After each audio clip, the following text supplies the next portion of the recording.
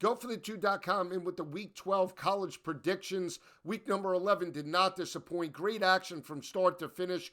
We saw Washington step up as a 12.5-point dog. They knock Oregon out of the college football playoff, snap the Ducks' home win streak that really was built over a 3.5-year period. Michael Penix outduels Bo Nix. He throws for over 400 yards. We saw UCLA go down at home in the Rose Bowl as a 19.5-point home favorite. They're out of the college football playoff. They could get back in terms of a Pac-12 championship, but they have to defeat arch rival USC this coming Saturday. And then the big one in Austin, TCU catching 7.5.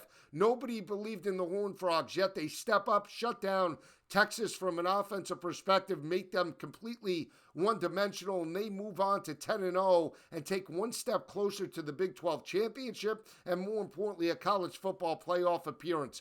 We'll have about 7 picks on the video. You want all the breakdowns and analysis, tune into Carver and Lisi every night, Monday through Friday, 10 p.m. to midnight Eastern Time, Sirius Channel 159, SportsGridRadio.com, or you could tune in every Saturday morning, College Football Today, 9 a.m.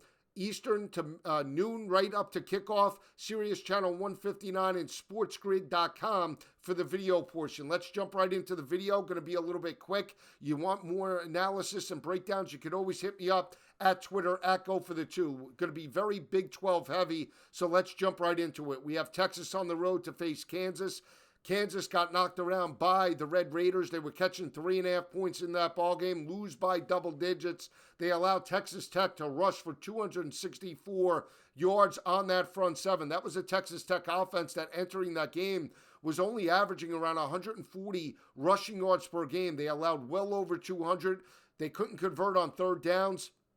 Being in that offense looked completely one-dimensional in the second half of that ball game, could not convert in terms of red zone opportunities, and Texas Tech does get a dominant home win, especially in the fourth quarter. They pull away, get the winning cover over the Jayhawks. Kansas has now lost 5 of the last 6, but what's the big problem in terms of Kansas? They're starting to wear down, whether it be from the emotional aspect of being bowl eligible or just from a schedule standpoint. They're starting to wear down in terms of run support. They're also starting to wear down in terms of third down defense, not holding and getting off the field on 3 and outs. Last 5 games now, they have allowed opposing offenses to convert 42 of 76 or 42 of 74 third down conversions. That's in the area of about 56% over the last 5 games. That's not going to get it done in terms of winning ball games, especially conference games in which teams have superior talent and speed. So we'll see how this weekend plays out. That's why I really like Texas in this matchup. Texas is laying 9 points on the road. They did not look good in that ball game early in the first half, showed a little signs of life in the second half, but it was too little, too late. When you look at the defense, though, for Texas, they are allowing only about 3.5 rushing yards per game to opposing offenses. I think the front seven could keep them in it. I still like the rushing attack of Rayshon Johnson and Bijan Robinson, averaging 183 rushing yards per game. Going on the road, I think the ability to run the football will open up the play-action passing game for Quinn Ewers, and I think Ewers could have a big day over the top of that secondary that's allowing 277 passing yards to opposing offenses, and more importantly, 65% completion percentage. I expect the Longhorns to score early and often. I think they win this ball game convincingly by 17 points or more. Remember, this was the game last year where Kansas wins in overtime. They put the horns down.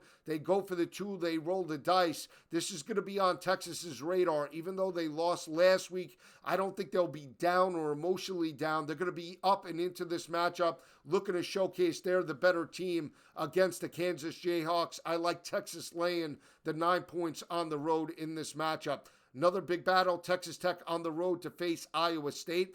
Tech did get this victory last year in Lubbock, 41-38. They're starting to run the football more consistently, averaging over 5 yards per carry in back-to-back games against TCU and last week against Kansas. I like the 1-2 punch of Roderick Thompson and Taj Brooks in this ballgame. I also like their defense. They recorded 7 sacks over the last 2 games. They're starting to get quarterback pressures. They're getting off the field in terms of 3 and outs, holding opposing offenses to 37% third down conversions. Tyler Shuck looked confident last week in the second half of this ballgame. And on the flip side, even though Iowa State's at home, they're 1-6 in the conference. They've lost those 6 games by a total of 34 points or 5.6 points per game.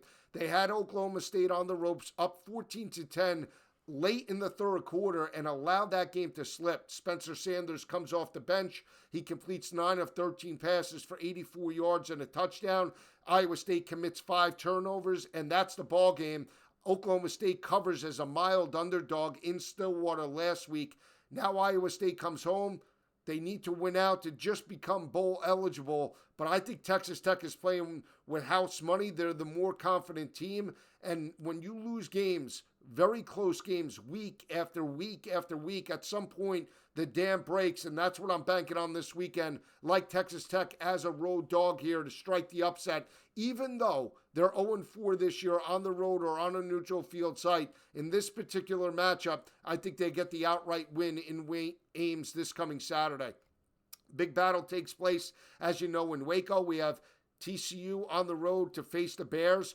TCU has won 2 straight in the series, picked up this victory last year, 30-28. Remember, as a 6.5-point underdog, Chandler Morris, interim head coach Jerry Kill get the victory over Jerry Bohannon and the Baylor Bears. They jumped up early, forced some turnovers, and held on for the 30-28 outright win in Fort Worth. Well, same type of situation, only flipped. TCU is the undefeated team. They have their college football playoff hopes on the line. It's back-to-back road games. They're coming off an emotional primetime effort off the Longhorns, and this is still a blue-collar team in Baylor that got absolutely boat raced by the Kansas State Wildcats at home.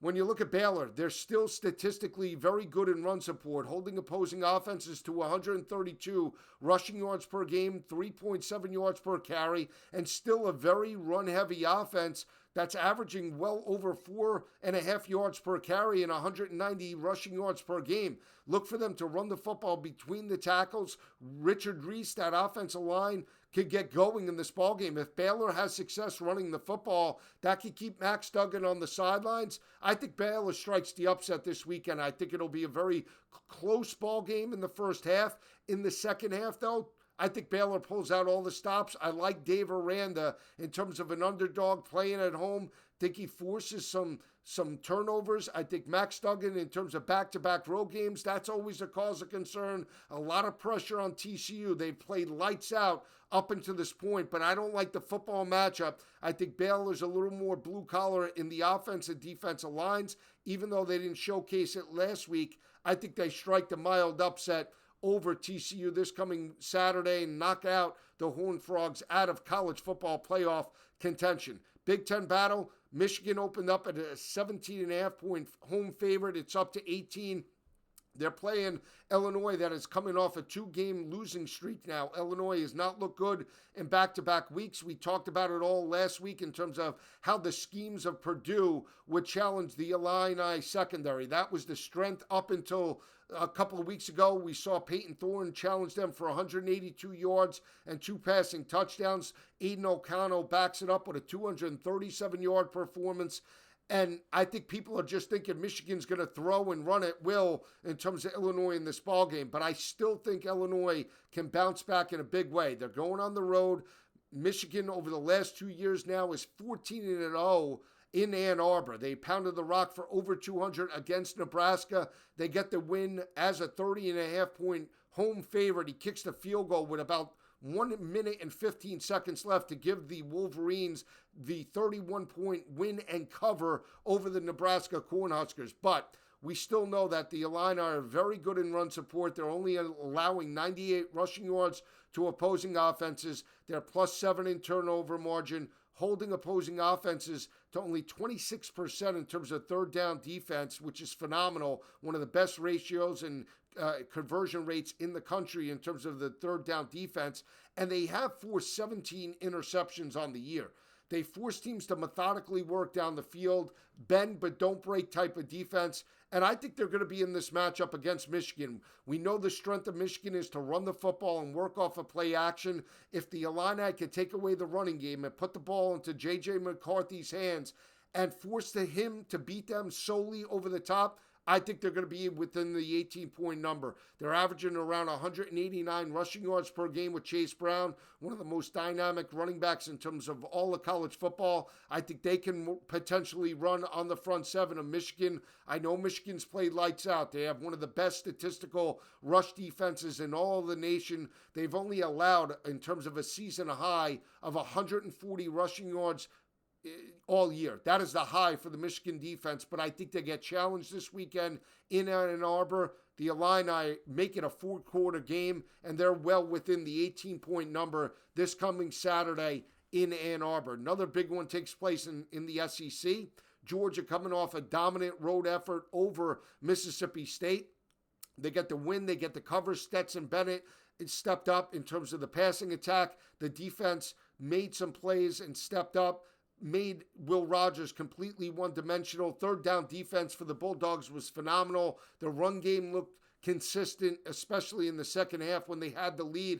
This is a very difficult team to scheme against in terms of the Georgia Bulldogs. They're starting to peak at just the right time. They have won 12 straight in the series over the Kentucky Wildcats, the last four by an average margin of victory of 16.5 points per game. You remember they won this ball game last year 34-17. They were laying 21.5 points at the start of the week. They bet it down to about 18.5 by the time the game started last year, and Mark Stoops rolls the dice. He scores with about 2 seconds left to give the Wildcats the cover on the road in Sanford Stadium. Kentucky has covered 2 straight against the Georgia Bulldogs. They played them ugly, they've played them blue collar, and they've come out with 2 covers against Georgia over the past couple of seasons. Now they're catching over 3 touchdowns, 22.5 points. They did not cover as basically a 16.5, 17-point home favorite over Michael Wright and Vanderbilt. Will Levis and that offense looked completely out of sync. He looked terrible. He did not look like a first-round draft pick.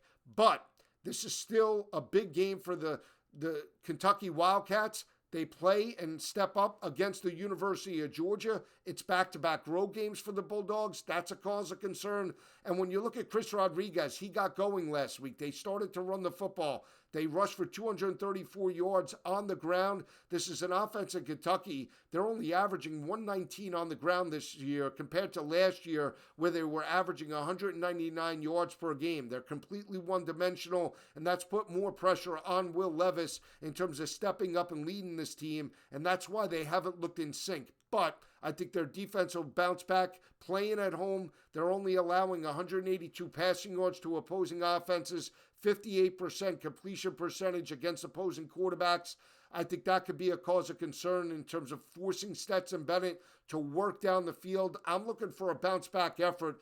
Kentucky is well within the 22.5 this coming Saturday in Lexington, coming off a straight-up home loss. I think Mark Stoops will have the crew up and ready, and I think they give it a dynamic effort to cover this line Saturday in Lexington, 3:30. 2 other ball games are rivalry games.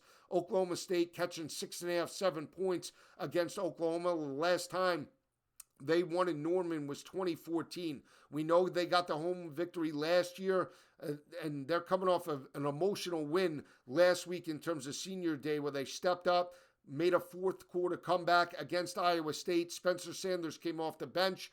Whether he plays 100% in this ballgame or not, to me, doesn't matter. I still think Oklahoma State will look to run the football on the front seven of Oklahoma that has now allowed over 200 yards in back-to-back weeks. They allowed West Virginia to rush for well over 5 yards per carry and 260 yards on the ground last week. That's not a good effort coming home against a blue-collar team in Oklahoma State. I know Oklahoma State's 1-3 on the road this year. I know they haven't looked good over the last 3 weeks from a passing game perspective. But if Spencer Sanders does play in this ballgame, I give him the edge over Dillon Gabriel in terms of experience, especially in a rivalry game. And I also like the Oklahoma State defense They're only allowing 28% third down conversions. They held Iowa State to 1.6 yards per rush attempt last week. I think they could do the same against Oklahoma, even though they're on the road, catching 6.5, 7 points. I think they win the ball game outright over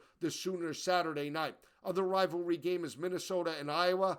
Similar teams. We know Iowa's won 3 straight. We know that Iowa has won 7 straight in the series, won this ball game 27-22 last year. I understand that, but they still have Spencer Petras at quarterback. They're still only converting 28% of third down opportunities going on the road. The running game was getting going against Purdue and Northwestern, but last week against Wisconsin, they only rushed for 53 yards on the ground. It was their defense that allowed them to pull through in that ball game. Now they go on the road to face a similar team. This is a Minnesota offense that rushed for over 300 yards on Northwestern. I think Tanner Morgan is a slight edge over Petras and the Iowa passing game. I believe more in P.J. Fleck than I do Kirk Ferentz, even though they're starting to come into form. I'm taking Minnesota. I picked them to win the Big Ten West. I'm not backing down now. Minnesota covers the 2.5 3-point number in Minneapolis this weekend. Think it'll be close for a half, but in the second half, Mo Ibrahim and that offense wear down the front seven, and the Golden Gophers take one step closer to potentially a Big Ten West title. So we'll see how it plays out. There's the 7 picks for the weekend. Texas minus the 9, Texas Tech plus the 3.5, Baylor plus the 2.5. We also have Illinois plus the 17.5, Kentucky plus the 22.5, Minnesota minus the 2.5, and Oak State plus the 6.5. I'll run through it one more time.